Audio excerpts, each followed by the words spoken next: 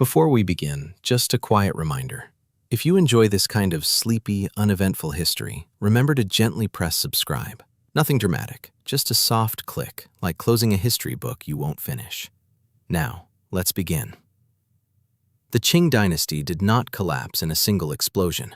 There were no thunderous final battles, no heroic last stands worth carving into stone. Instead, China's greatest empire slowly exhaled itself into irrelevance, one uncomfortable decision at a time. And at the center of this long, drowsy decline sat a small, unassuming substance with a surprisingly strong commitment to ruining everything: opium.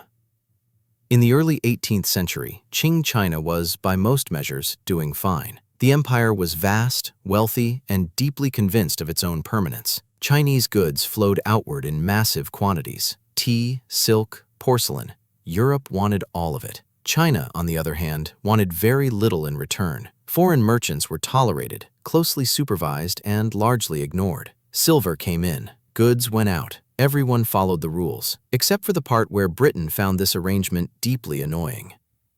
Britain's problem was simple. It was running out of silver. Buying Chinese tea had become a national habit, but China stubbornly refused British products. So British traders looked elsewhere for leverage and found it in India, where opium production was already well established. Opium had existed in China before, mostly as medicine and a niche indulgence. What Britain introduced was not medicine, it was volume. By the late 1700s, opium was pouring into China through smuggling networks that operated with impressive efficiency and minimal concern for long-term consequences. At first, Qing officials underestimated the problem. After all, empires do that. Smoking opium seemed like a personal vice, not a political threat. Unfortunately, millions of people disagreed, quietly, with their pipes. Addiction spread steadily through every level of society. Farmers smoked it, merchants smoked it, soldiers smoked it, which was particularly inconvenient when they were supposed to be guarding borders. Officials smoked it, which complicated paperwork. Productivity declined. Silver began flowing out of China instead of in. The empire that once dictated global trade terms was now hemorrhaging wealth to support a habit it didn't even enjoy.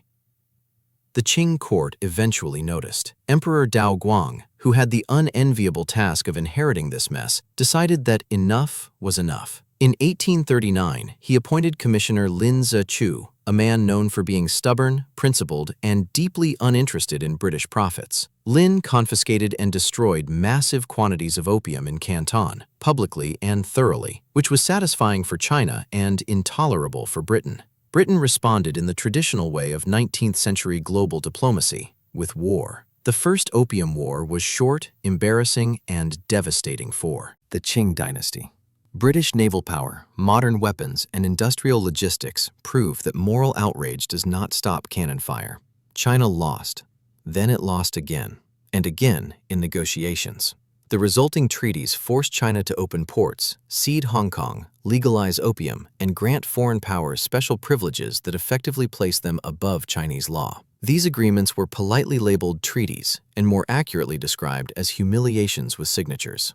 The damage went far beyond territory and trade. The Qing dynasty's authority cracked. If the emperor could not protect the country from foreign merchants and their drugs, then perhaps the emperor was not heaven's chosen ruler after all. Rebellions followed. Corruption deepened. Attempts at reform arrived late, half-hearted, and usually sabotaged by internal resistance. Opium did not single-handedly destroy the Qing dynasty, but it weakened it, drained it, distracted it, and left it vulnerable at precisely the wrong moment. By the time the empire realized it needed to change, it no longer had the strength to do so. China's greatest empire didn't fall asleep suddenly. It nodded off slowly, comfortably, and with a pipe in hand, unaware that the world had already moved on. And that, unfortunately, is where we'll pause for now. The consequences of this slow collapse did not remain neatly contained within treaty ports and imperial court debates. They seeped outward, into daily life, into villages that had never seen a British ship and families who had no idea why silver had suddenly become scarce.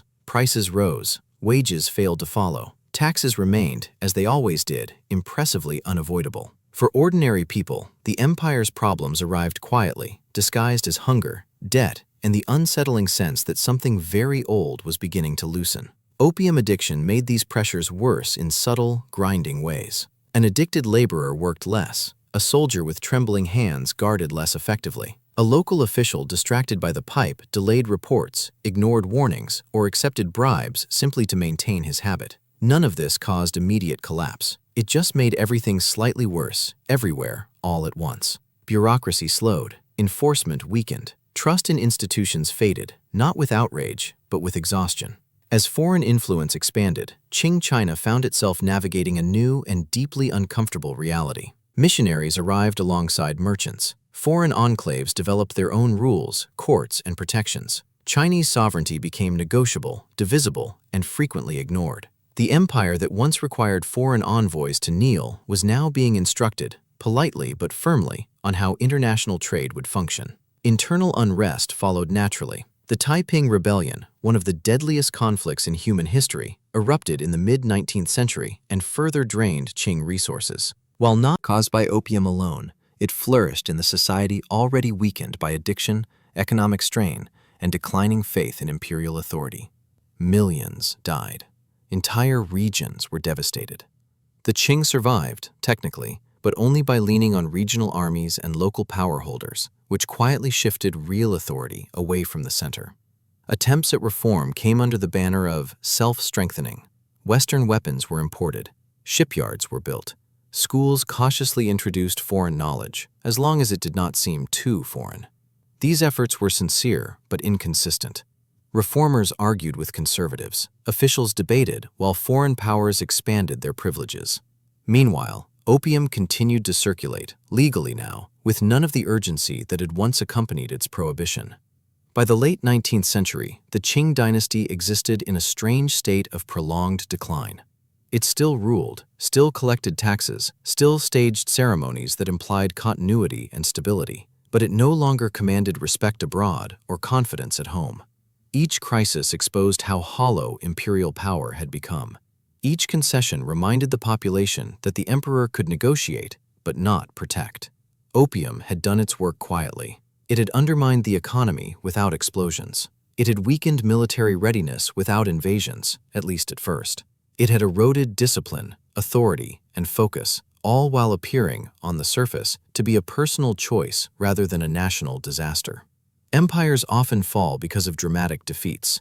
This one fell because it became tired. By the time the Qing Dynasty finally collapsed in 1912, opium was no longer the headline problem, but it had shaped the conditions that made everything else possible. A weakened state, accustomed to compromise and dependent on foreign systems, could not survive the pressures of modern nationalism, revolution, and global politics. China would eventually recover, reform, and reassert itself in the decades that followed, but the memory of the opium years lingered. It became a symbol of humiliation, exploitation, and the danger of underestimating slow, corrosive threats. Not all destruction arrives loudly. Some of it drifts in quietly, wrapped in trade agreements, tolerated habits, and the comforting illusion that tomorrow will be much like today. And with that rather unimpressive ending to a once mighty empire, will gently fade out, leaving the Qing Dynasty exactly where history did, exhausted, diminished, and wondering when everything started to go wrong. What followed the fall of the Qing was not immediate clarity or relief or anything resembling a clean reset. Empires rarely offer that courtesy. Instead, China entered a long, uncomfortable period of uncertainty, carrying with it the habits, scars, and structural weaknesses shaped during the opium era. The addiction itself did not disappear overnight. Pipes were not collectively set down in a moment of national reflection. Opium lingered, legally and illegally, embedded in routines and economies that had grown around it, quietly reminding the country of how deeply the damage had gone. Foreign powers continued to operate within China's borders, protected by agreements signed decades earlier under pressure and cannon fire. Railways, factories, and banks expanded, often controlled or influenced by outsiders. These developments were modern, efficient, and deeply resented. They represented progress, but progress on someone else's terms. The memory of opium made every foreign presence feel less like cooperation and more like a warning. For many Chinese intellectuals and reformers, the lesson of the opium years was painfully clear. China had not fallen because it lacked culture, intelligence, or history. It had fallen because it failed to adapt while insisting it had nothing to learn. Opium became the symbol of that failure, a foreign commodity that exposed internal weakness rather than creating it from nothing. The drug did not invent corruption or complacency, it simply made them impossible to ignore. This realization fueled movements that followed. Nationalism, revolution, and calls for radical reform all drew energy from the humiliation associated with the Opium Wars. The phrase, "century of humiliation," would later be used to describe this era, but for those living through it, it felt less like a century and more like a very long, disappointing afternoon that refused to end. What makes the opium story particularly uncomfortable is how unremarkable much of it was. There were no villains twirling mustaches. British traders framed their actions as business. Qing officials delayed decisions, hoping problems would resolve themselves. Consumers smoked because it was available, calming, and socially tolerated. Everyone involved behaved in ways that felt reasonable at the time. That is often how large historical disasters begin, not with intent, but with indifference. Opium did not overthrow the Qing Dynasty. It did something quieter. It weakened judgment. It distorted incentives. It redirected wealth outward and attention inward. It made an already rigid system less capable of responding to change. When external pressure arrived, the structure was already brittle. When conflict came, the empire lacked the clarity and cohesion needed to resist it. History often prefers dramatic endings. This one offers a slower lesson. Power erodes long before it disappears. Authority fades before it collapses, and decline often feels, from the inside, like inconvenience rather than catastrophe. By the time the Qing court realized the scale of the damage, the habits were entrenched, the treaties signed, and the world unwilling to wait. Today, the Opium era remains a central reference point in Chinese historical memory. It is taught, discussed, and quietly resented, not because of nostalgia, but because of what it represents. It is a reminder that sovereignty can be lost without conquest, that strength can dissolve without invasion, and that empires can be undone by things they once considered minor annoyances. And so, as we bring this story to its final, uneventful close, the fall of China's greatest empire stands not as a sudden tragedy, but as a prolonged drift. A sequence of small decisions, delayed responses, and tolerated habits that slowly redirected the course of history. No explosions, no clear moment of failure, just a long, gradual weakening, until one day the empire was still standing, but no longer truly there. Which, in the end, is perhaps the most exhausting way for an empire to go. The opium story became less about the drug itself and more about what it revealed. It showed how an empire that believed itself self-sufficient could be maneuvered through commerce rather than conquest. It demonstrated that control over trade routes and habits could be just as powerful as armies. Most uncomfortably, it proved that decline does not require ignorance. The Qing court understood many of the dangers it faced. It simply responded too slowly, constrained by tradition, politics, and the comforting assumption that tomorrow would resemble yesterday. This is why opium occupies such an outsized place in historical memory. Its physical effects eventually faded, but its symbolic weight did not. It came to represent the moment China realized that isolation was no longer protection, that moral authority could not substitute for material power, and that refusing to adapt did not freeze time. It simply allowed others to move ahead. For historians, the collapse of the Qing dynasty offers a lesson that is deeply unsatisfying for anyone hoping for a clean explanation. There is no single turning point, no dramatic mistake that can be circled in red ink. Instead, there is accumulation. Years of ignored warnings, decades of partial solutions, a long series of compromises that each seemed tolerable on their own. Together, they hollowed out one of the most enduring political systems in human history. Opium did not act alone, but it was remarkably efficient at exposing weakness. It tested discipline. It tested governance. It tested the empire's ability to enforce its own laws against powerful economic interests. Each test was failed, just enough to matter. Not enough to cause immediate collapse, enough to ensure vulnerability. From a distance, the fall of China's greatest empire appears inevitable, almost orderly. From the inside, it felt like stagnation. Officials debated while problems multiplied. Reforms were proposed, diluted, and delayed.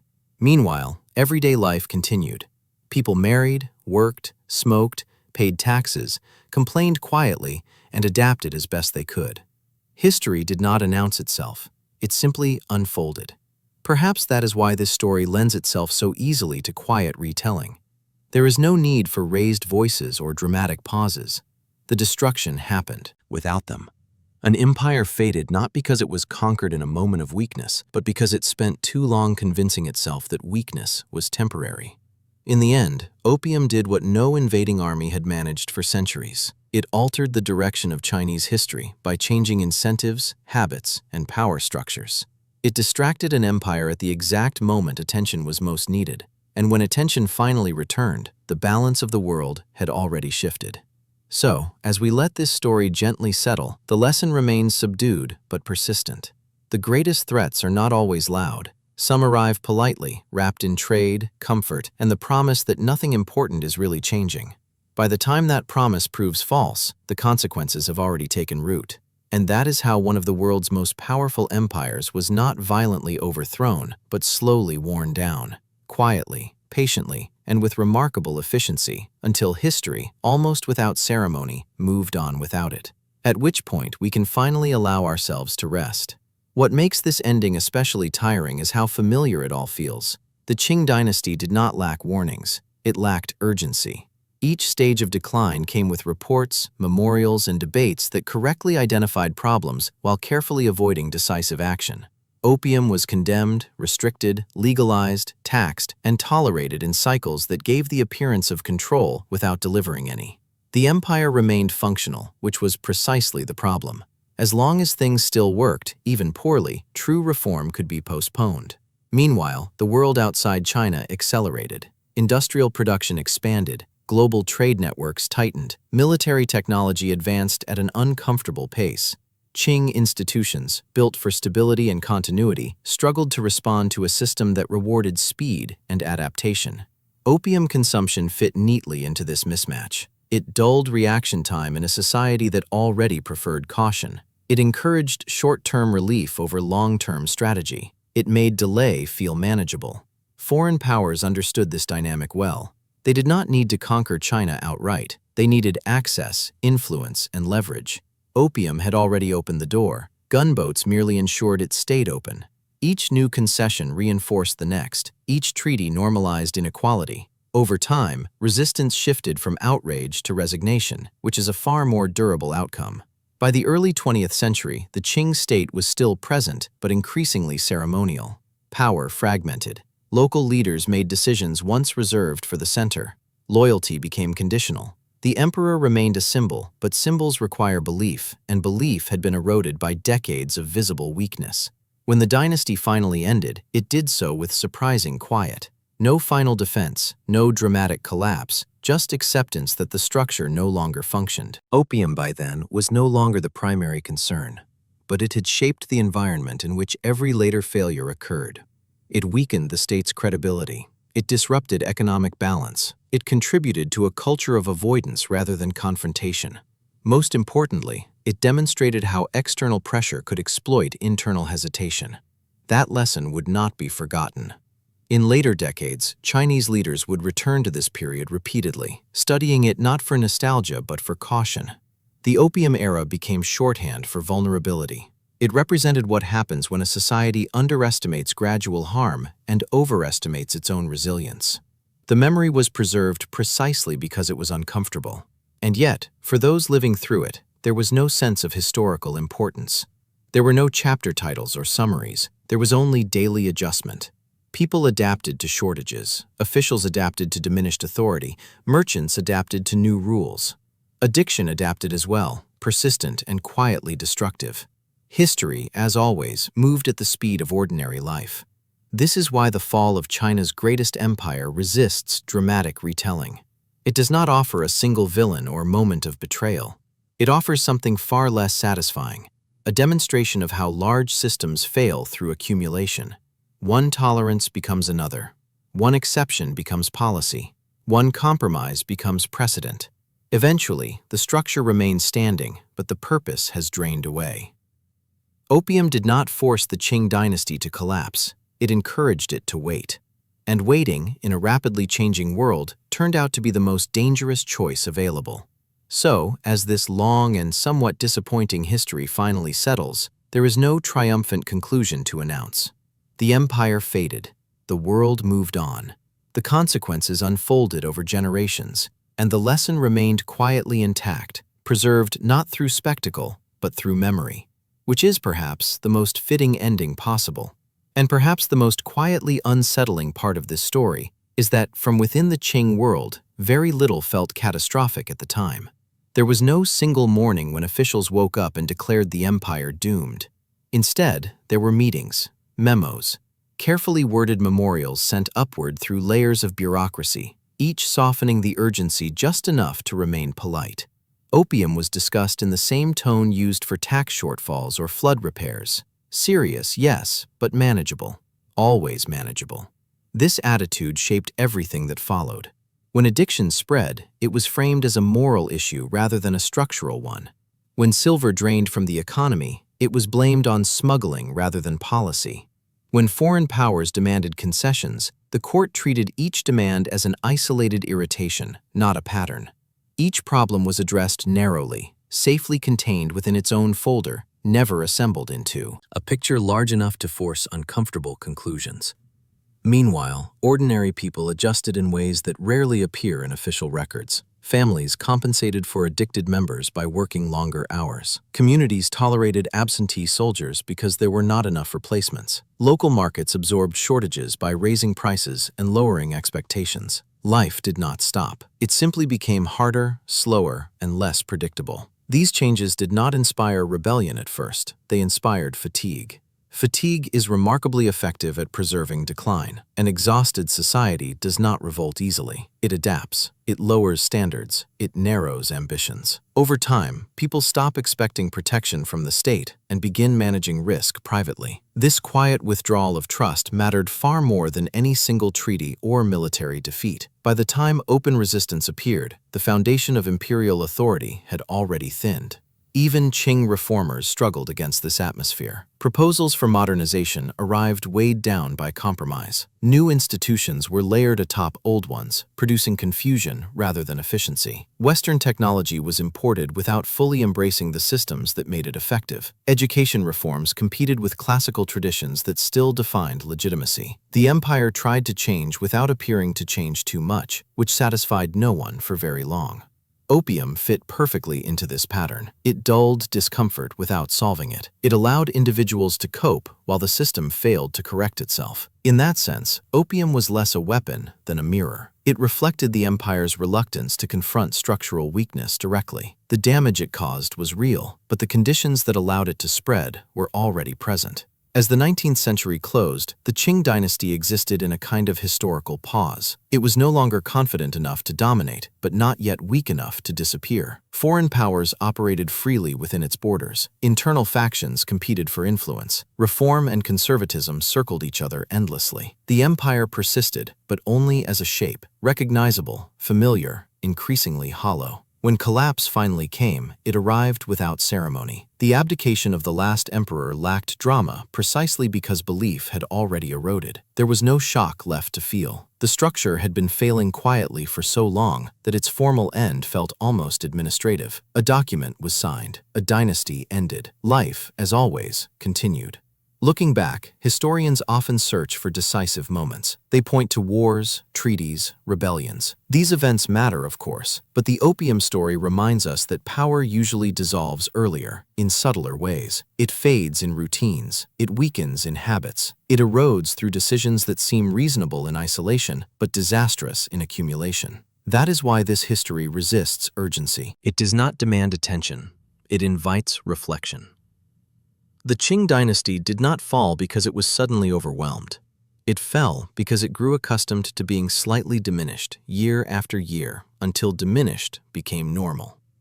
And so, as this story finally settles into silence, there is no lesson shouted loudly enough to keep you awake.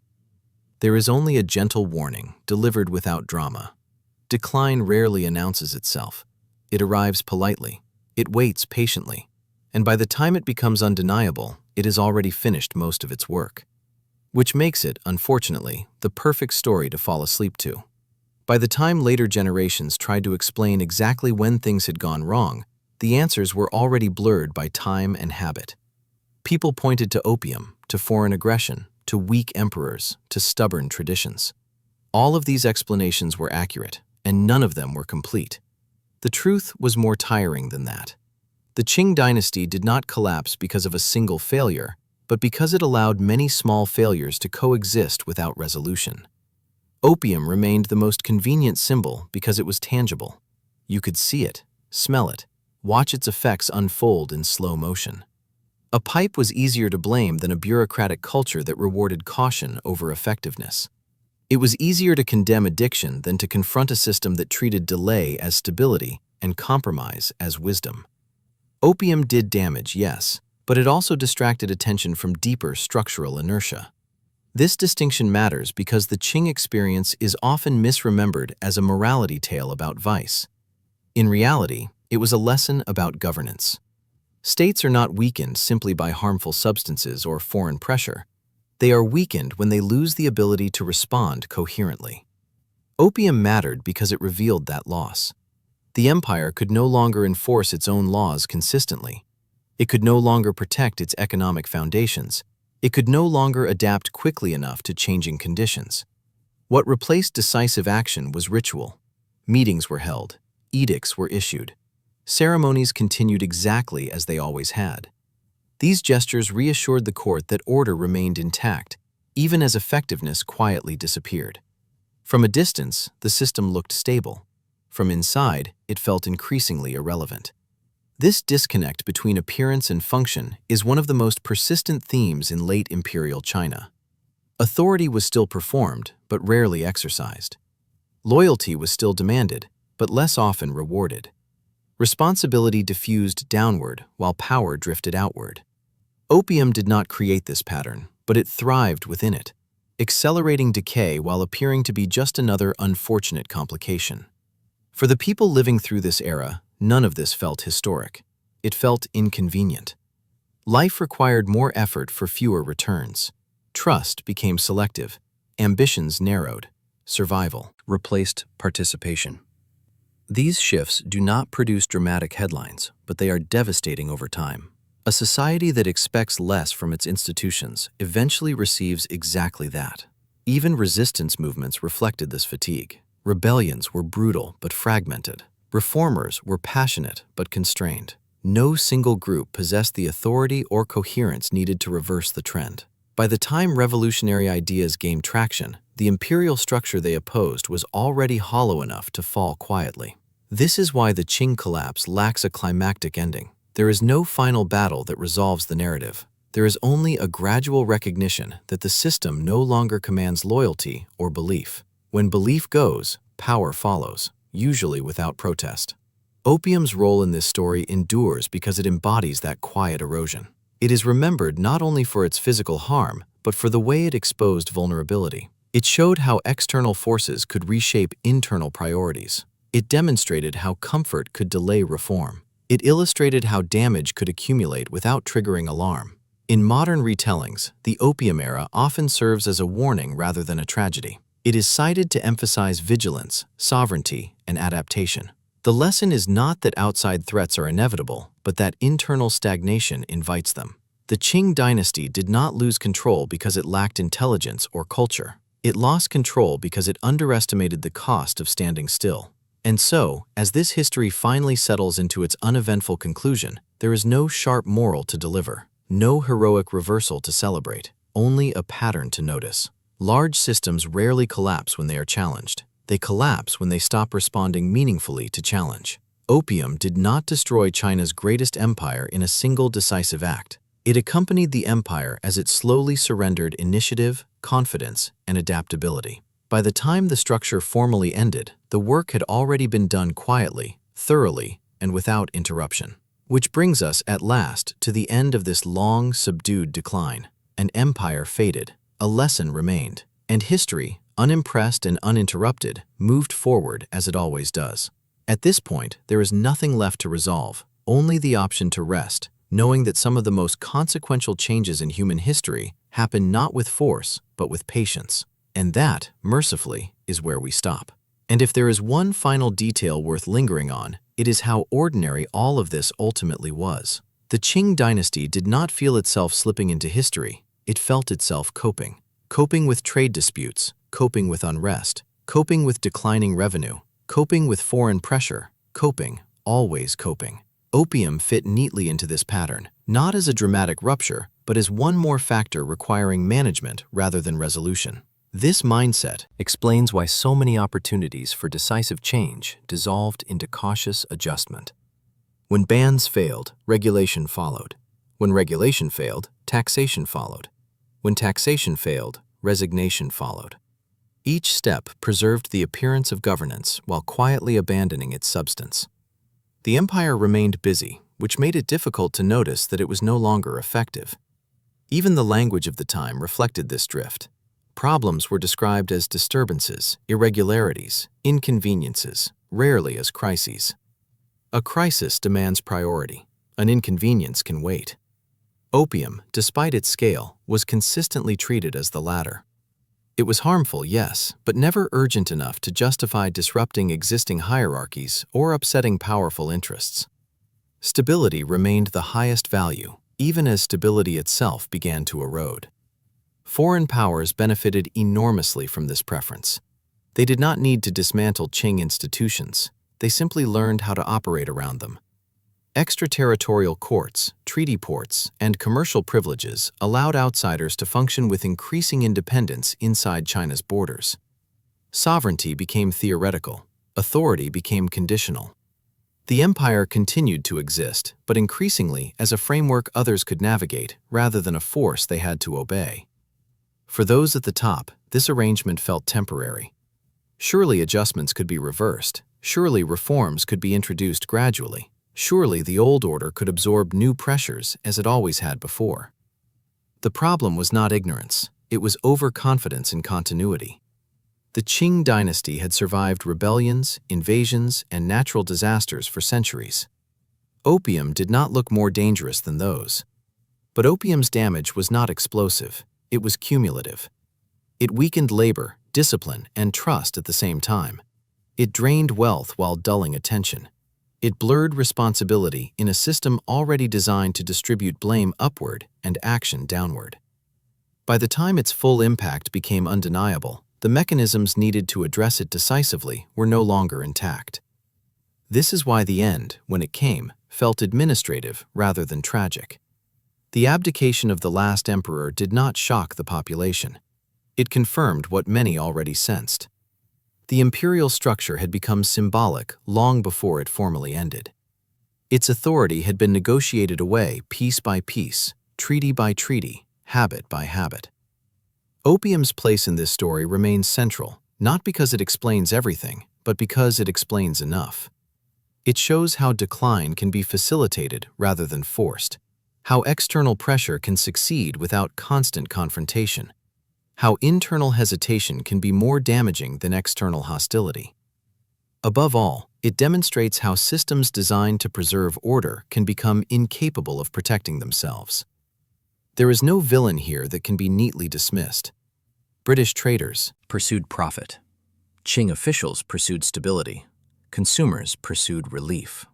Each action made sense locally. Together, they produced a global shift with consequences none of them fully intended.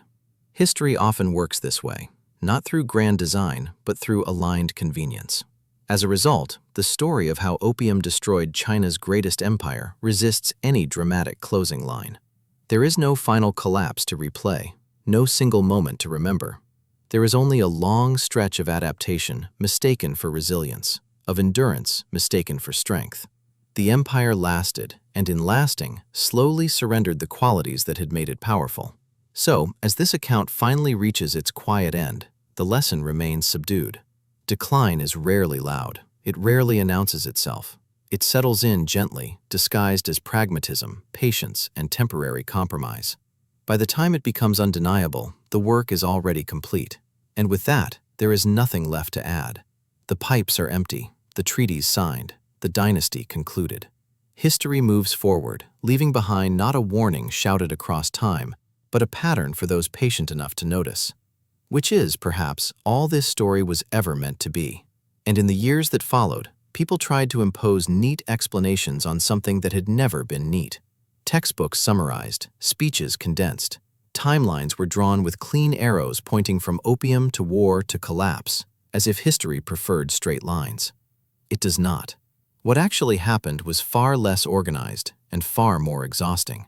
For most people living under the late Qing, the empire did not feel as though it was being destroyed. It felt as though it was becoming less reliable. Officials took longer to respond. Laws were enforced unevenly. Promises arrived slowly and were fulfilled selectively. Authority still existed, but it no longer felt dependable. Opium did not announce this change. It simply blended into it, another reason things felt slightly off. What makes this particularly uncomfortable is how normal it all seemed. There was no collective agreement that something irreversible was underway. Instead, there was a constant expectation that correction would come later. After the next reform, after the next negotiation, after the next emperor. Delay became habitual, and habit, over time, hardened into structure. This is why the Qing Dynasty's decline cannot be separated from its success. The very systems that had kept the empire stable for centuries, layered bureaucracy, reverence for precedent, suspicion of rapid change, also made it slow to react when speed became essential. Opium exploited this weakness perfectly. It moved faster than policy. It spread faster than enforcement. It created consequences faster than consensus. Even when officials agreed on the dangers, action remained fragmented. Some provinces enforced bans. Others looked away. Some punished addiction. Others taxed it. Result was inconsistency, which is far more damaging than outright failure. Inconsistency teaches people not to believe rules will last. Once that belief erodes, compliance becomes optional, and authority becomes theoretical.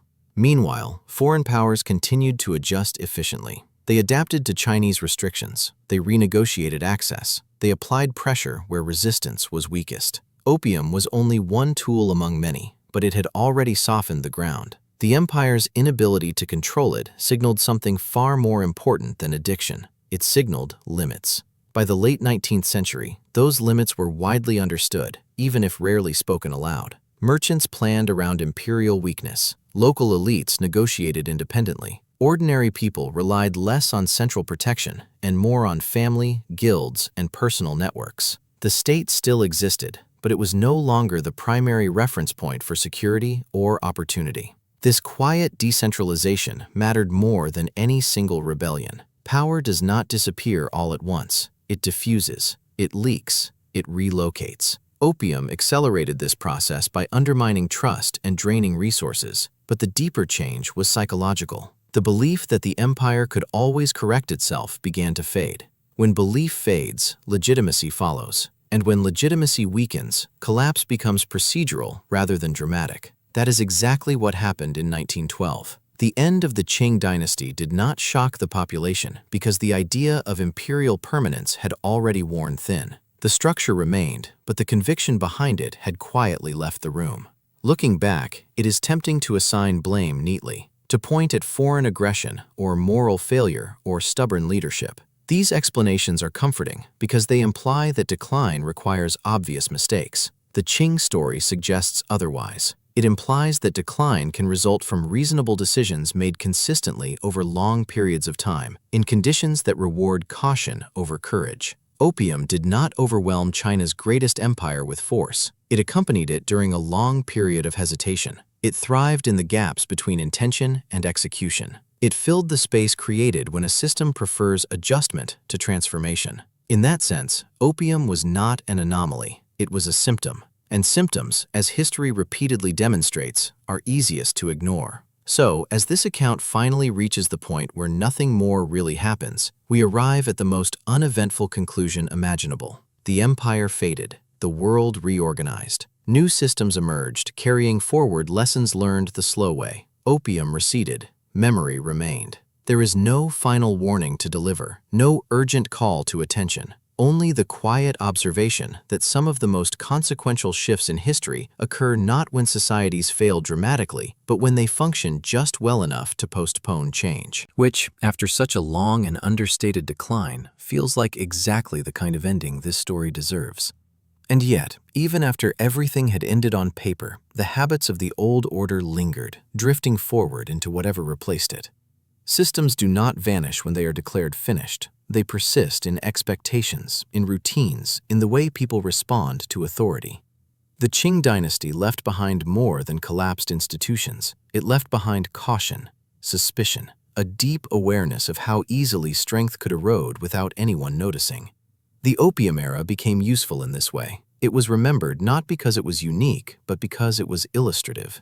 It showed how vulnerability could be introduced gradually, through commerce rather than invasion, through habit rather than coercion.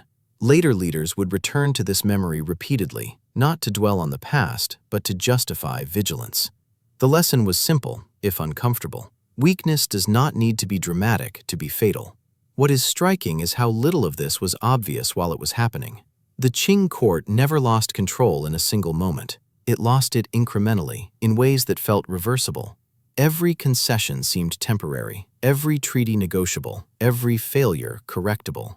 Opium consumption rose, fell, rose again. Enforcement tightened, loosened, tightened again. Nothing stayed fixed long enough to trigger decisive change. This uncertainty created space for foreign influence, space for local power, space for corruption, space for resignation. Opium did not fill this space alone, but it moved comfortably within it. It exploited a system that preferred flexibility over firmness and endurance over intervention. Over time, flexibility turned into fragility and endurance into exhaustion.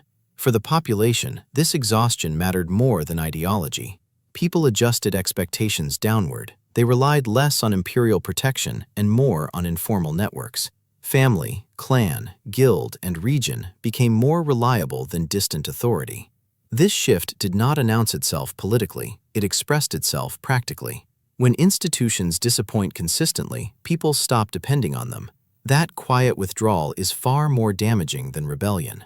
From this perspective, the Qing collapse becomes easier to understand and harder to dramatize. There is no sudden betrayal, no singular villain. There is simply a long period in which the state asked less of itself and expected less from its citizens, until neither felt particularly obligated to the other. Opium contributed to this process by weakening productivity, draining resources, and distracting attention. But its deeper role was symbolic. It demonstrated that the empire could be pressured, manipulated, and redirected without direct conquest. This realization reshaped how power was understood. Sovereignty was no longer assumed, it had to be defended, actively and continuously. Trade was no longer neutral, it was strategic. Comfort was no longer harmless, it could be destabilizing. These ideas, once painfully learned, would influence policy for generations. And still, none of this felt heroic or tragic in the moment. It felt administrative, tedious, burdened by paperwork and compromise. The Qing Dynasty did not collapse in flames. It expired through negotiation, attrition, and delayed recognition. Opium's role was not to strike a final blow, but to ensure that when pressure came, resistance would be slow, divided, and uncertain. This is why the story continues to unsettle historians. It resists moral clarity. The British traders were not uniquely malicious by the standards of their time. The Qing officials were not uniquely incompetent. Consumers were not uniquely reckless. Everyone involved acted within familiar incentives. And yet, the outcome was catastrophic on a civilizational scale. History rarely offers villains convenient enough to blame exclusively. More often, it offers systems that function just well enough to postpone reform until reform becomes impossible. The Opium era fits this pattern with remarkable precision. It shows how damage can accumulate quietly, disguised as normality, until normality itself becomes the problem. By the time the world had fully shifted, the Qing Dynasty was already a historical artifact in practice, if not yet in name. Its fall merely acknowledged what had been true for some time. The empire had stopped shaping events, it had begun reacting to them. And reaction, without capacity to redirect, is simply delay. So when we say that opium destroyed China's greatest empire, what we really mean is that it accompanied the empire through a long period of misjudgment and fatigue. It was present while authority thinned. It circulated while confidence eroded. It lingered while decisive action was postponed. It did not cause every failure. It made recovery increasingly unlikely.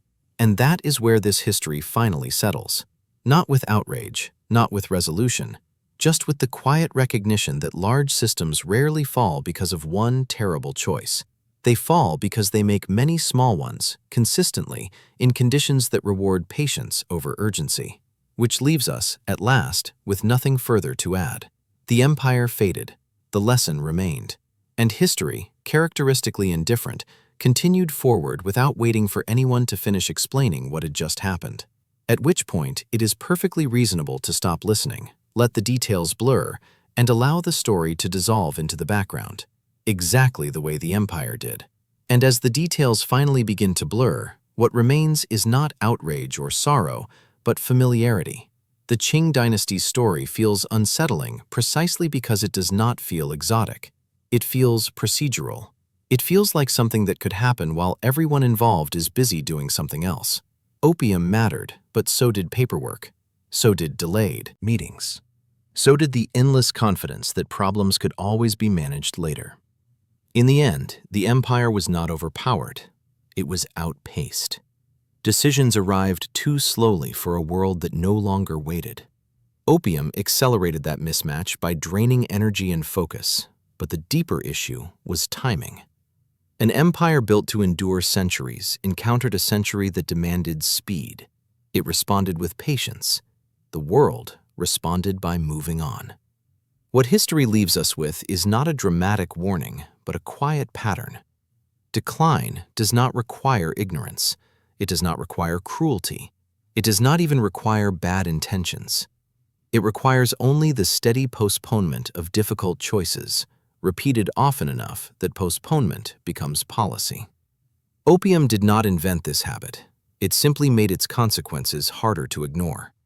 And yet, they were ignored, repeatedly, until ignoring them became impossible. By the time the Qing Dynasty formally disappeared, the transformation had already taken place.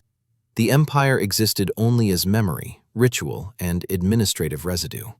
Its authority had long since dispersed into local arrangements, foreign agreements, and improvised survival strategies. The final act was brief because the substance had already gone. This is why the Opium era remains such a persistent reference point. It is not remembered for its drama, but for its discomfort. It challenges the assumption that collapse must be sudden or obvious. It suggests instead that the most effective forces of change are often slow, legal, and socially tolerated. They work patiently, without needing to announce themselves. And so, as this long account finally reaches its quiet conclusion, there is no summary required. Nothing needs to be resolved. The story has already done what it intended to do, which is to demonstrate how an empire can fade without realizing it is doing so. The pipes cool. The treaties sit unread. The institutions continue briefly, then stop. And history, unconcerned with ceremony, turns its attention elsewhere. If you've stayed awake this long, you've done more than most empires manage at the end. And if you haven't, that's perfectly appropriate too. And at this stage, there is very little left to examine except the quiet space where certainty used to be. The Qing Dynasty's end does not leave behind ruins in the romantic sense. It leaves behind paperwork, habits, and lessons that were only understood after they were no longer useful. Opium remains in the narrative not because it explains everything, but because it refuses to be ignored. It sits there, unremarkable and persistent, much like the decline it accompanied. If we step back far enough, the pattern becomes almost dull in its consistency. A powerful system grows accustomed to stability. Stability becomes routine. Routine becomes rigidity. When pressure arrives, the response is adjustment rather than transformation. Opium slipped neatly into that gap, benefiting from a system designed to absorb stress instead of eliminate its source. Each accommodation made sense locally. Each delay felt reasonable. None of them felt final. What ultimately failed was not morality or intelligence, but coordination. The empire could still see its problems. It simply could not act on them fast enough, or all at once, or with sufficient authority. Opium mattered because it exposed that limitation so clearly. A state that cannot control what enters its borders cannot fully control what happens inside them. Once that reality became visible, everything else followed. And still, daily life continued. That is the most misleading part of all. People woke up, worked, traded, smoked, argued, and adapted. No one announced the decline. No bell rang. History did not pause to acknowledge significance. The empire weakened in the background, while everyone focused on the foreground of survival. This is why the story resists urgency. It does not reward attention with excitement. It rewards it with recognition. The Qing Dynasty did not collapse in spite of its strengths. It collapsed partly because those strengths made it slow to question itself. Opium did not defeat China's greatest empire by force. It simply waited while the empire convinced itself it had time. And by the time that belief wore off, time had already chosen a different direction. There is nothing left to resolve here, no reform to propose, no alternative ending to imagine. The empire ended as it lived its final decades, gradually, cautiously, and without much noise. Opium drifted out of the spotlight. New concerns replaced it. New systems emerged, carrying forward both progress and memory. History closed this chapter without emphasis, which feels appropriate. Some stories end with conclusions. This one ends with fatigue. And with that, there is no reason to stay awake any longer. And if we allow ourselves one last, very subdued reflection, it is this. The Qing Dynasty did not misunderstand danger. It misunderstood time. It believed that endurance itself was a strategy, that surviving long enough would eventually restore balance. For centuries, that belief had worked. Crises passed, rebellions burned out, foreign threats withdrew. History, it seemed, eventually corrected itself. But the Opium era introduced a different rhythm. Damage accumulated faster than recovery. Pressure did not recede. External forces adapted more quickly than internal reforms. Endurance without adjustment stopped being resilience and became inertia. Opium mattered because it thrived in that inertia, soothing discomfort while quietly accelerating decline. What followed was not ignorance, but normalization. Addiction became familiar. Foreign presence became routine. Unequal treaties became background noise. Each loss of control felt smaller than the last because expectations kept shrinking to match reality. The empire did not fall from a great height. It gradually lowered itself until the ground was already there. From the outside, this can look like failure. From the inside, it felt like management. Problems were categorized, delegated, postponed. Responsibility moved slowly through layers of administration, arriving too late and too diluted to matter. Opium moved faster. Trade moved faster. The world moved faster. The empire did not.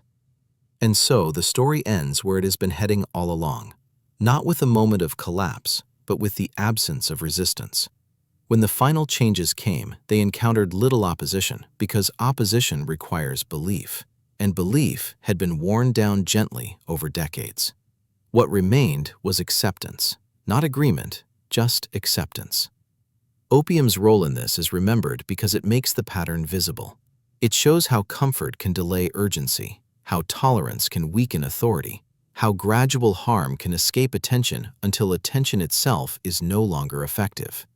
It reminds us that power is not lost only through defeat, but through habits that make decisive action feel unnecessary. This is not a story of villains and victims. It is a story of systems behaving exactly as they were designed to behave, long after the world required something different. The Qing Dynasty was built for permanence. The 19th century rewarded flexibility. Opium simply arrived at the moment when that mismatch could no longer be ignored. And so, without ceremony, the empire passed into history, not shattered, not conquered, but outgrown. The pipes cooled, the offices closed, the titles faded. Life continued, carrying forward both memory and consequence. There is nothing more dramatic to add, no final insight to underline, just the quiet understanding that some endings do not announce themselves. They settle in slowly, until one day there is nothing left to continue, which feels like an appropriate place to stop. And if we follow that quiet understanding just a little further, it becomes clear that the Opium era was not an interruption in Chinese history, but a long adjustment to a new reality that no one had formally agreed to. The Qing Dynasty did not decide to relinquish control. It simply found itself responding to circumstances it no longer set. Each response narrowed options. Each concession reduced leverage. Each attempt to preserve order made the existing order less relevant. Opium mattered because it interfered with attention. It blurred priorities in a system that already struggled to act quickly. When a society is forced to choose between immediate comfort and long-term stability, it often chooses comfort, especially when the costs appear distant. Opium offered relief from stress, boredom, pain, and uncertainty. It did so efficiently. The state, by contrast, offered regulation, punishment, and moral instruction, all of which required effort and patience. The comparison was not flattering. Over time, this imbalance shaped behavior. Enforcement weakened because enforcement depended on officials, who were themselves part of the same environment. Trade adapted because trade always adapts. Communities adjusted expectations downward because disappointment, when repeated often enough, becomes routine. None of this required coordination. That was the problem. Decline does not need planning. It needs only consistent inaction. From the perspective of the Qing court, each year still resembled the last closely enough to suggest continuity. Taxes were collected, appointments were made, rituals were observed, reports were written. The machinery of empire continued to function, which masked how much its purpose had changed. Power had become reactive rather than directive. The empire no longer shaped outcomes, it negotiated them. Opium accelerated this shift by redirecting wealth and weakening discipline. But its more lasting effect was psychological. It reinforced the sense that problems were persistent rather than solvable. When problems feel permanent, urgency fades. Reform becomes incremental. Decision-making becomes cautious. Eventually, avoidance becomes policy, even if no one labels it that way. This is why the Opium era does not lend itself to dramatic storytelling. There is no moment when everything collapses. There is only a steady reduction in what the state can realistically enforce. Borders become porous, laws become conditional, authority becomes symbolic. The empire remains present, but increasingly optional.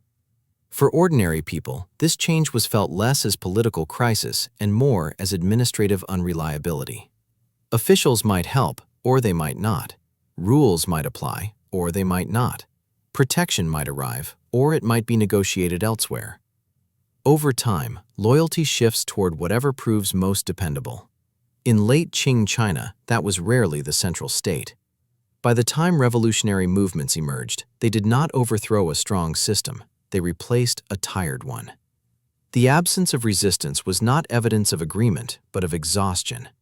Belief had already been eroded by decades of inconsistency and compromise.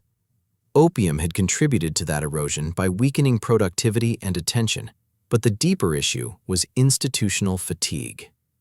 Looking back, it is tempting to frame the story as inevitable. It was not. It was contingent on countless small decisions that favored short-term stability over long-term adaptation. The Qing Dynasty was not doomed by fate or culture. It was undone by timing, hesitation, and the quiet accumulation of tolerated problems. Opium's place in this history endures because it captures that accumulation so clearly. It was legal and illegal, condemned and taxed, feared and accepted. It moved through society while the state debated how to respond. By the time agreement was reached, circumstances had already changed. That pattern repeated itself across policy, diplomacy, and reform. In the end, when the empire formally ended, it did so almost as an administrative update. A structure that had ceased to function meaningfully was acknowledged as finished. There was no dramatic resistance because there was little left to defend. What remained had already adapted to life without reliable central authority.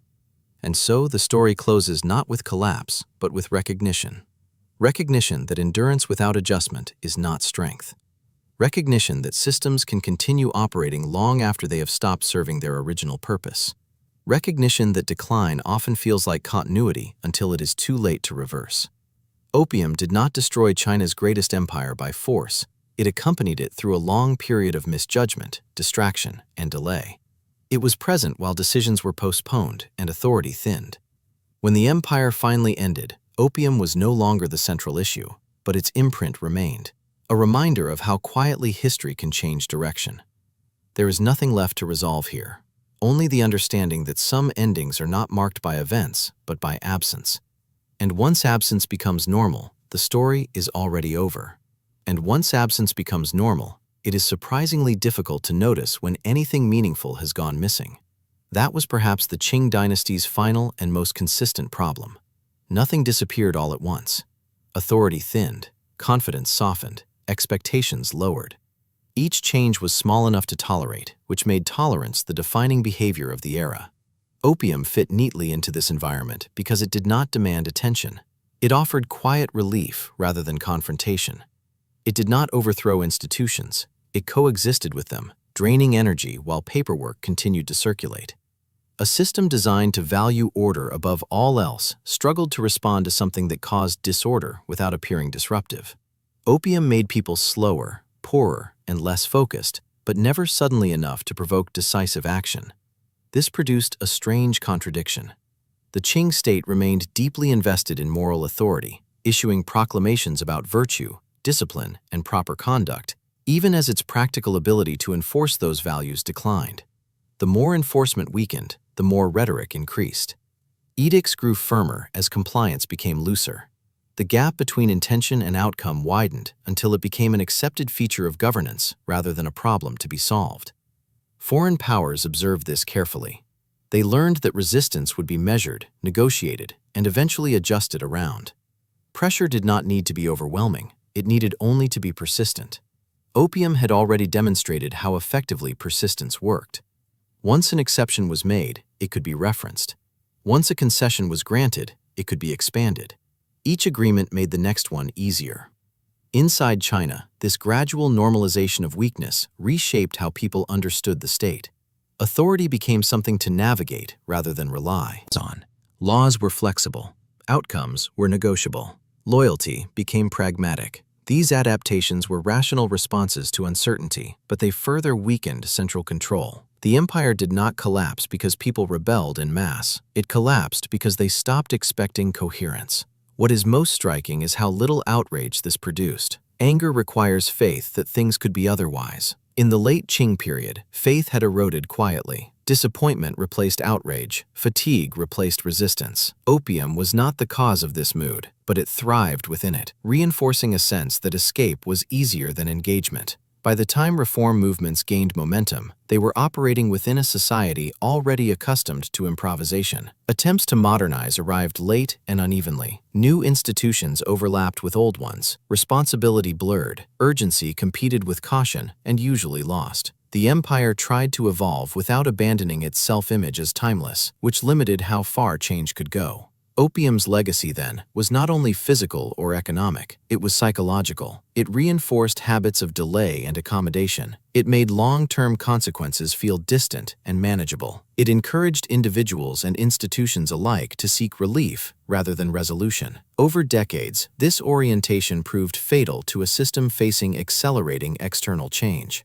When the Qing Dynasty finally ended, the event itself was remarkably unremarkable. There was no collective shock because the idea of permanence had already dissolved. The structure had been functioning on borrowed belief for years. Its formal conclusion simply acknowledged a reality that had settled in long before. History often prefers moments of drama. This story offers none. It offers instead a long sequence of tolerances that gradually redefined what was acceptable. Opium mattered because it exposed how easily tolerance could replace control and how quickly that replacement could become habitual. Looking back, it is tempting to imagine alternative outcomes: faster reform, firmer resistance, earlier recognition. All of these were possible in theory. In practice, they required a level of coordination and urgency the system could no longer generate. Opium did not remove that capacity. It revealed that it was already fading. And so, the Qing Dynasty passed into history not as a sudden failure, but as a prolonged adjustment to diminishing influence. The empire did not fall behind overnight. It slowly accepted a smaller role until that role no longer resembled rule at all. At the end of this story, there is no catastrophe to point to, only a pattern to notice. Decline happened because postponement became comfortable, because management replaced transformation, because endurance was mistaken for strength. And with that realization, the narrative finally runs out of momentum. There is nothing left to deteriorate, nothing left to concede. The empire is already gone. And history, characteristically indifferent, has continued without pausing to check whether anyone was ready.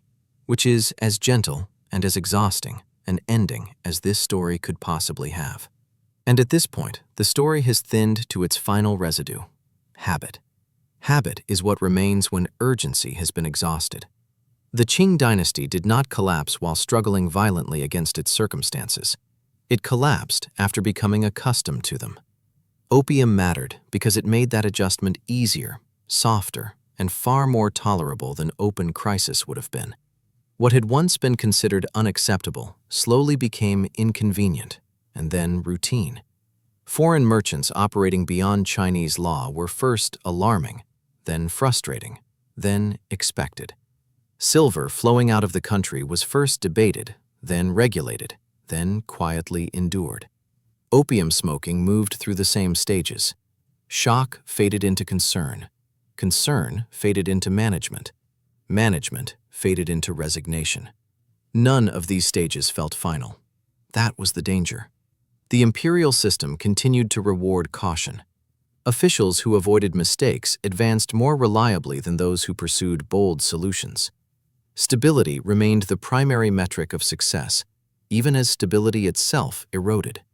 In this environment, decisive action became risky in a way inaction was not. Doing nothing could be justified as prudence. Doing something could always be blamed if it failed. Over time, this imbalance shaped behavior across the entire state. Opium fit perfectly into this structure because it did not require policy innovation to persist. It only required inconsistency. As long as enforcement varied by region, as long as officials disagreed on approach, as long as trade pressures remained constant, opium would continue to circulate. And it did, quietly, efficiently, and with remarkable patience. Meanwhile, the language of decline grew increasingly indirect. Problems were described as challenges to be managed, not failures to be corrected. Losses were framed as adjustments. Weakness was discussed as transition. This softened vocabulary allowed reality to change without demanding response. When words lose precision, accountability often follows. For the population, this linguistic drift mattered less than practical outcomes. Protection felt uneven. Justice felt negotiable. Authority felt distant. People adapted by relying on whatever structures proved most dependable, whether those were family networks, local elites, or foreign arrangements. This adaptation was rational. It was also corrosive. Each time the state was bypassed successfully, its relevance diminished a little more. Opium's presence reinforced this shift by reducing productivity and dulling urgency. It did not create dissatisfaction. It reduced the energy needed to respond to it. That distinction matters. Societies can endure hardship if they believe effort will lead to improvement. They stagnate when effort seems pointless. Opium helped make stagnation comfortable enough to persist. By the final decades of the Qing, the empire still functioned administratively, but its ability to shape outcomes had largely evaporated. Reforms were attempted, but they arrived piecemeal and late. New institutions overlapped awkwardly with old ones. Authority fragmented. No single center could coordinate change at the scale required. The empire had become structurally tired. When the formal end came, it did not feel like an ending because so much had already ended quietly. The abdication confirmed what daily experience had long suggested. The state no longer commanded belief strong enough to sustain it. Power does not vanish when laws change. It vanishes when expectations do. Opium's enduring place in this narrative comes from how clearly it illustrates this process. It was not simply a substance, it was a test of enforcement, coordination, adaptability, and resolve. The Qing Dynasty did not fail this test in a single moment. It failed it repeatedly, gradually, and without urgency. Each failure was survivable. Together, they were decisive. History often prefers to remember dramatic defeats. This story offers something less satisfying, but more instructive. It shows how systems decline not through collapse, but through accommodation, not through ignorance, but through patience applied in the wrong direction, not through sudden weakness, but through the slow acceptance of limits that continue to shrink. And so, at last, the narrative reaches a point where even reflection feels unnecessary. The pattern is complete. The empire adjusted until adjustment became all it could do. Opium drifted through this process, neither sole cause nor innocent bystander, but a constant presence during the years when decisive action was postponed again and again. There is nothing left to warn against here, no call to vigilance that history itself has not already absorbed. The Qing Dynasty did not fall asleep suddenly. It dozed comfortably while the world reorganized itself around it, which is, ultimately, the most quietly destructive ending imaginable. And with that, the story finally rests. And once the story reaches this depth of quiet, there is very little left except the shape of what happened. The Qing Dynasty did not end in failure so much as in irrelevance. Its institutions still existed, but they no longer set the tempo of events. They reacted, they negotiated, they adjusted. Opium did not push the empire over a cliff. It accompanied it down a long, shallow slope where no single step felt dangerous enough to stop. This is why the Opium era remains unsettling rather than tragic. Tragedy implies awareness. It implies a moment when the danger is seen clearly but cannot be avoided.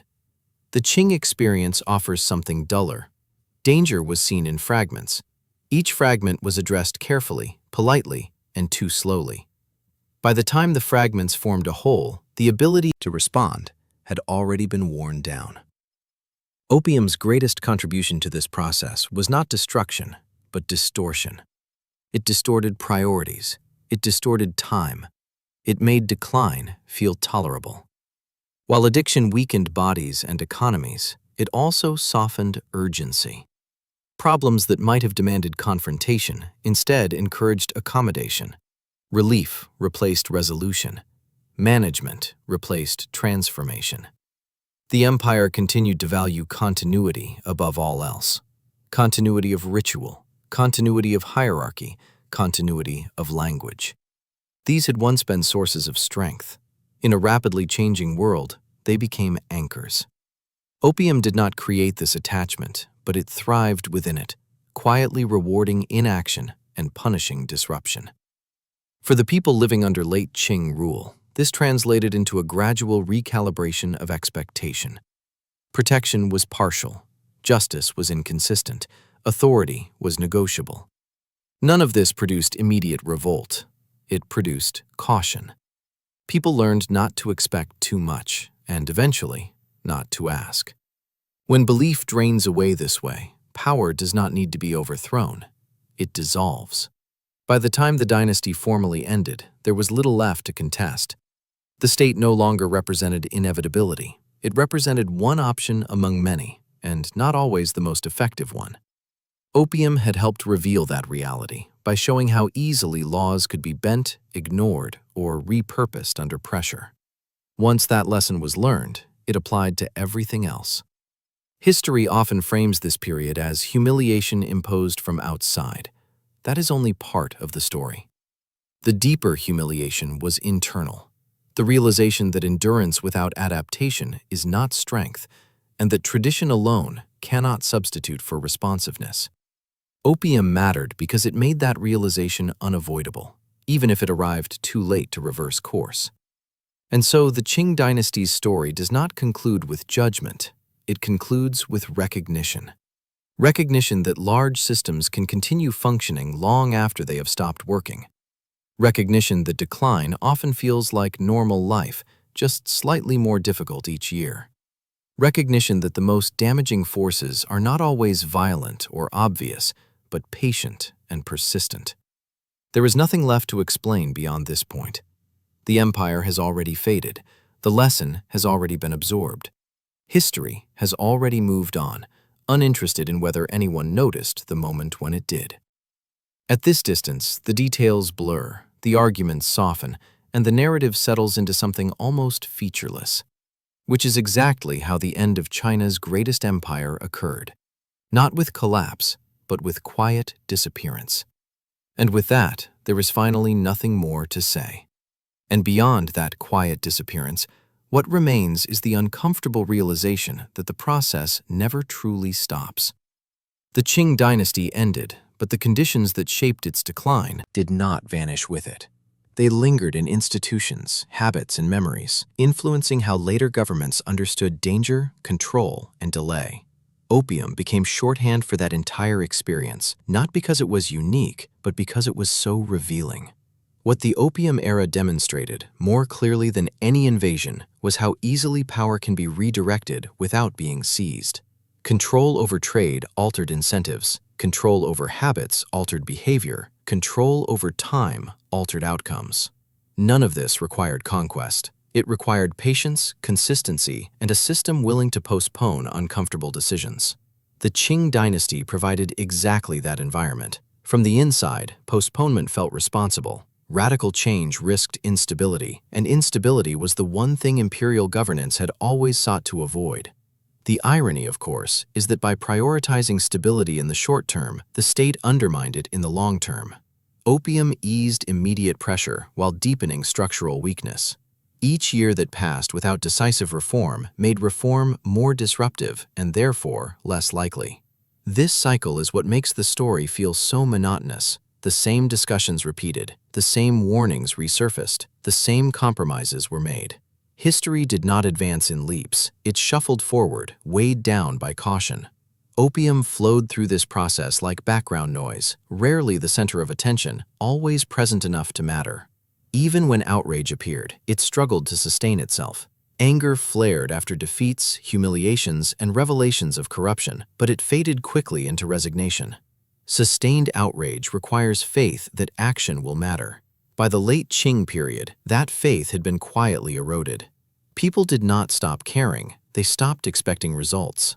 This loss of expectation is perhaps the most damaging outcome of all. A society can endure hardship if it believes effort leads somewhere. It stagnates when effort feels wasted.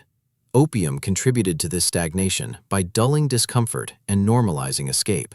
It did not create despair, it made despair manageable, which is far worse.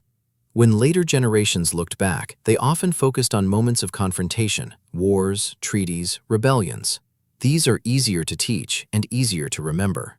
The slower process that preceded them is harder to explain, precisely because it lacks drama, but it is also where the most decisive changes occurred. By the time confrontation arrived, the outcome was already constrained by years of prior accommodation. The Qing Dynasty's end was therefore not a conclusion, but a confirmation. It confirmed that authority had already shifted, that loyalty had already thinned, that the state had already become one actor among many rather than the central force in society. Opium had not caused all of this, but it had moved alongside it, amplifying weakness while appearing deceptively manageable. This is why the story continues to feel relevant long after the last pipe was set down.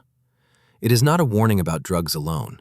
It is a warning about distraction, delay, and the belief that systems built for endurance will automatically adapt. Endurance without adjustment is simply slow failure. And so the narrative finally dissolves into repetition, which feels appropriate. The Qing Dynasty did not end with clarity, it ended with familiarity. Problems became known. Known problems became accepted. Accepted problems became permanent. At no point did this feel like collapse. It felt like administration. History, indifferent as always, recorded the outcome without comment. A dynasty that had once defined an entire world order faded into a case study. Opium remained as a convenient label, a single word that gestures toward a much larger pattern of misjudgment and fatigue. There is no sharp lesson to underline at the end of this story, because sharp lessons require sharp endings. This one offers only a slow understanding. Decline can be gentle. Power can erode quietly. And the most consequential changes often happen while everyone involved is busy convincing themselves that nothing truly irreversible is taking place. At this point, the story has said everything it can say. The details repeat, the meaning settles, the movement stops, which is, in a way, exactly how the Qing Dynasty reached its end. And when repetition finally takes over, it becomes almost comforting. The same causes, the same delays, the same outcomes, described with slightly different language each time. This, too, mirrors the late Qing experience rather well. Nothing truly new happened near the end. The empire simply continued along a path it had already chosen, even as the destination became increasingly obvious. Opium's role in this late stage was almost symbolic. It no longer shocked. It no longer dominated headlines or court debates in the way it once had. It was simply there, part of the background conditions of life, like unreliable infrastructure or inefficient administration. That, perhaps, was its final achievement. A problem severe enough to weaken an empire, yet familiar enough to stop provoking action. By this point, the Qing state had lost something more important than territory or revenue. It had lost momentum. Systems depend on momentum far more than they depend on authority. Once momentum slows, even correct decisions arrive too late to matter. Reforms proposed in the final decades were often sensible, sometimes even bold, but they were layered onto a structure already too fragmented to carry them effectively. Officials debated modernization while lacking the unified control required to implement it. Military reforms were attempted while funding leaked elsewhere. Educational changes were discussed while examinations still rewarded older priorities. Opium, once again, did not cause these contradictions. It simply thrived among them, another reminder that coherence had become optional.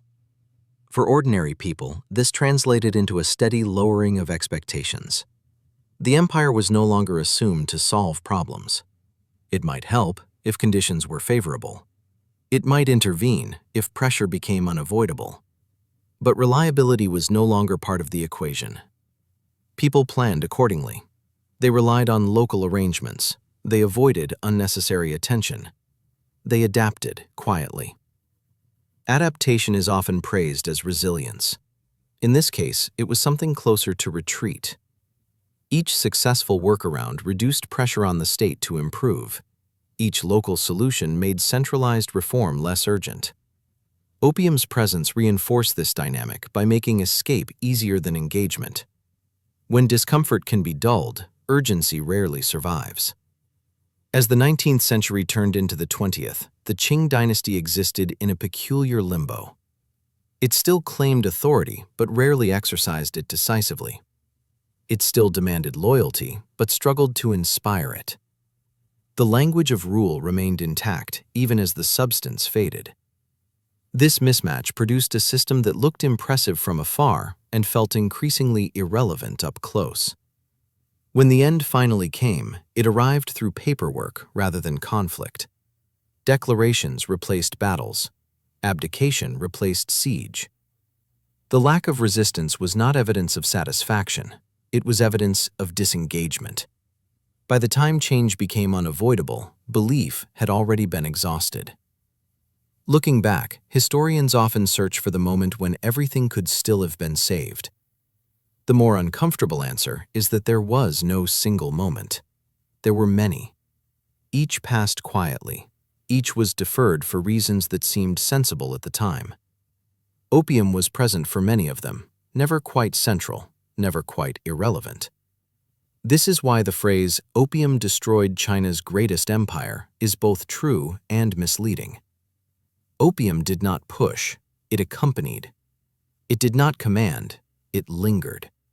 It did not force collapse. It made delay comfortable enough for collapse to become inevitable. The deeper cause was not weakness, but misplaced patience. The Qing dynasty trusted in continuity because continuity had always rewarded it before. The modern world did not operate on that schedule. Trade moved faster. Pressure accumulated faster. Consequences arrived before deliberation had finished. Opium fit into this mismatch with unfortunate efficiency. And so the story ends not with condemnation, but with recognition. Recognition that systems optimized for endurance must still adapt. Recognition that tolerating harm is not the same as controlling it. Recognition that decline often feels like routine right up until it becomes irreversible. At this point, the narrative has nowhere left to go. It circles familiar ground because the history itself circled for decades before stopping. The empire adjusted, compromised, and waited, until waiting became all it could do. And that is where we leave it. Not in outrage, not in triumph, just in the quiet aftermath of a very long delay, where everything important has already happened, and nothing remains except the habit of continuing to talk about it, which, finally, is a very good moment to stop. And yet, even after everything that could reasonably fade has already faded, the habit of continuation remains. This, too, was characteristic of the late Qing world. Institutions continued because stopping felt more dangerous than persisting. Officials continued to write reports because reports had always been written. Rituals continued because rituals were proof that order still existed. Opium continued to circulate because nothing had decisively stopped it. Motion remained, but direction quietly disappeared. What the empire mistook for endurance was, in reality, inertia. Endurance implies effort. Inertia requires only mass and time. The Qing Dynasty had plenty of both. For centuries, its sheer size and longevity had allowed it to absorb shocks that would have destroyed smaller states. This success shaped expectations. Problems were assumed to be temporary. Pressure was assumed to ease. History was assumed to loop back toward equilibrium. Opium arrived during the moment when those assumptions stopped being reliable. The empire still believed in correction through patience. Foreign trade imbalances would stabilize. Addiction would burn itself out. Military setbacks would be compensated by diplomacy. Internal unrest would exhaust itself. Each belief was grounded in past experience. None accounted for a world in which external forces compounded rather than receded. Opium mattered because it accelerated compounding. It weakened labor, drained silver, and distracted attention all at once, year after year, without offering a natural endpoint. This produced a subtle but important shift in governance. Policy stopped aiming for resolution and began aiming for containment. Problems were boxed rather than solved. Addiction was managed. Trade was negotiated. Foreign presence was regulated. Each approach reduced immediate disruption while guaranteeing long-term persistence. The empire was no longer asking how to remove threats. It was asking how to live alongside them. Living alongside decline is remarkably efficient. It conserves energy. It avoids conflict.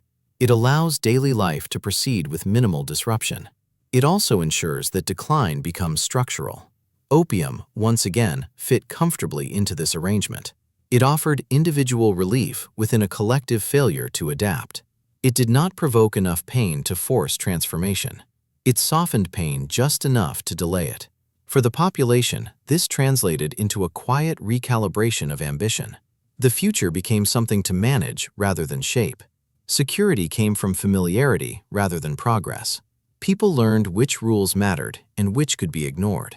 They learned which authorities could be trusted and which were symbolic. This learning was practical, rational, and deeply corrosive to centralized power. Meanwhile, the language of reform grew increasingly detached from outcomes.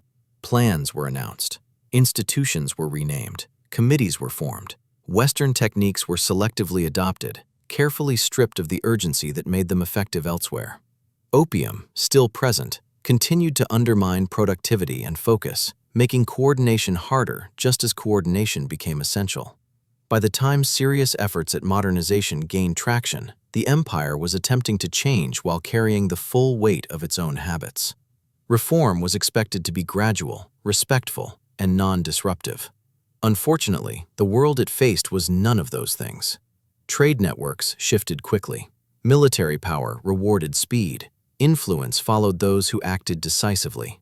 The Qing system, optimized for stability, could not compete on those terms. Opium's most lasting contribution to this failure was not addiction alone, but normalization. It normalized the idea that serious harm could be tolerated indefinitely if it arrived slowly enough. It normalized uneven enforcement. It normalized compromise under pressure. Once these patterns were accepted in one domain, they spread easily to others. If the state could not fully control opium, why expect it to fully control trade, borders, or internal order? As a result, authority became conditional. It applied sometimes, in some places, under some circumstances. That is the beginning of the end for any centralized system. Power depends not on perfection, but on predictability. When predictability disappears, loyalty becomes optional. When the formal end of the Qing Dynasty arrived, it did not reverse these conditions. It merely acknowledged them. The empire had already ceased to function as a coordinating force. Its conclusion did not shock because its absence had already been felt for years. What remained afterward was not chaos, but continuation under different names. This is why the Opium story refuses to resolve cleanly. It does not point to a single mistake that could have been avoided. It points to a long pattern of reasonable decisions made under outdated assumptions. The Qing dynasty trusted in time. Opium quietly ensured that time would not be kind. And so the narrative stretches on, not because there is more to explain, but because explanation itself was part of the problem. The empire explained, justified, and contextualized its way through decades of decline. Action always felt premature. Consequences always felt distant. By the time distance collapsed, the capacity to respond had already been dulled. Which leaves us here, in the final quiet stretch of a story that never truly announces its ending. Everything important has already happened. The systems have adjusted as far as they can. The habits are entrenched. The outcome is settled. All that remains is the gentle realization that some historical forces do not arrive as disasters. They arrive as accommodations. They do not demand attention. They reward delay. And by the time attention finally settles on them, they have already finished their work. At this point, there is nothing left to add, only the option to let the story continue doing what it has done all along: drift.